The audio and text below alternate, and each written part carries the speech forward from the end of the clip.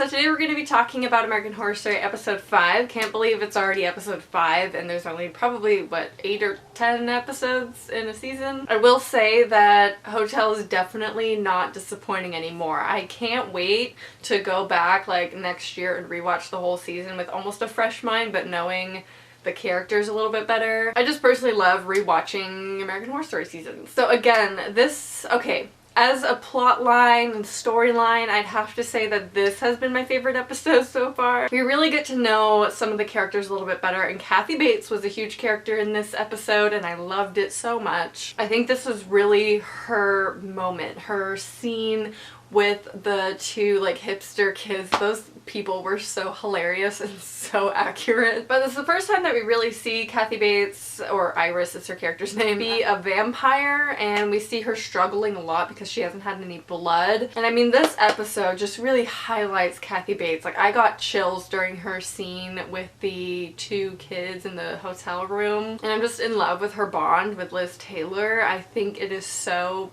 precious. I don't know, I just loved hearing Liz Taylor's story as well. Like, it was so beautiful. And for the first time, I haven't really minded Lady Gaga. Like, I loved her character in this, and I think it was because she wasn't sexualized. I think Gaga really shines when she's not overtly sexual, because I feel like that doesn't really capture who she is as a person. Granted, she might be sexual, who, you know, whatever, but to see her in a role like this where she's so supportive, and I know that that's genuinely how she is in real life, is amazing. I think that shows a lot more of her talent, and I loved her in this episode. I love to see Liz Taylor's kind of transformation and how she became to be who she is now.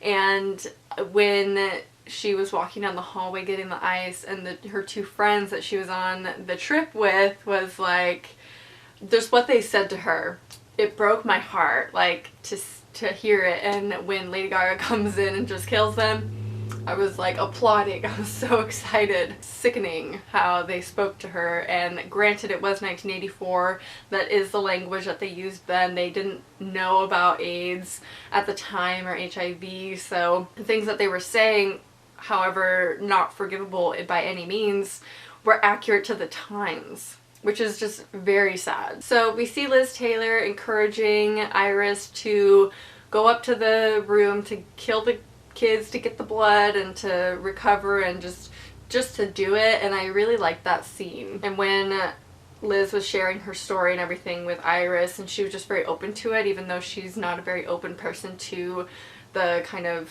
community that she's from, I thought it was a beautiful scene. And just in general, I love this episode. So the one thing was the sex came back, but that's okay. It was a very different, I don't know, it was more, I think it was because it wasn't disturbing. I don't like the sex that we've seen before because it was more disturbing. There was something like someone was dying or being tortured or raped or something, but this time we just got to see two people consensually pretty much having sex. One storyline that I'm not a fan of at all is Alex's story, or Chloe Sevigny's character, the mom with the son, and just not into it. And can I just bring up why the child has an accent? Where did he get the accent? Why is he British? So I'm not really a huge fan of her storyline. However, I do like Wes Bentley's character's storyline, the detective. I like all of that. I like Hypodermic Sally and how she kind of seduced him when he was drunk, I believe, in the couple episodes ago. So I'm kind of curious to see what's going to happen with Sally and the detective, if,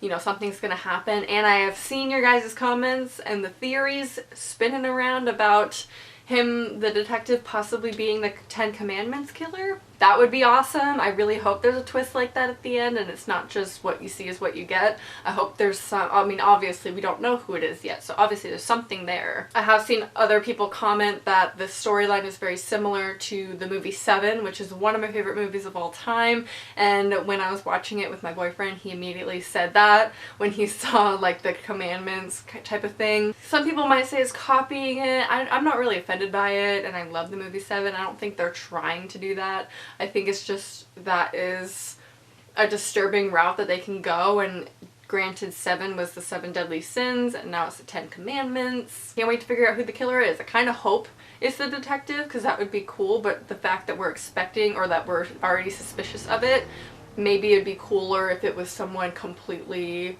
we didn't expect. I mean, we'd obviously be more like surprised by it if it was. Overall, as a whole, I'm really loving this season. I know it started off really rocky for me and I was really scared because of the whole rape and Gaga thing, but now that we're getting to know the characters and their stories, and I love the characters in this. I could see myself being attached to these characters like in the future, kind of like how I am to every Jessica Lange character ever played. I'm always attached to, like, Sister Jude was my favorite character that she's ever played because Asylum's my favorite, and so I'm thinking that this will be kind of the same thing, especially with Kathy B in this season. I could see myself really kind of holding on to her. Like, I just love her character so much. Let me know your thoughts of this season down below, and this episode in general, your suspicions and the characters and everything like that.